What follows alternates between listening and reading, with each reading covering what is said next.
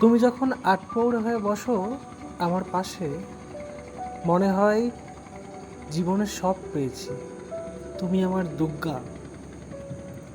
কত রোগা হয়ে গেছো, কালো হয়ে গেছো, তবু আজ ষষ্ঠীর পরে প্রথমায় ঈশ্বর জানেন এক সমুদ্র সুন্দর তুমি।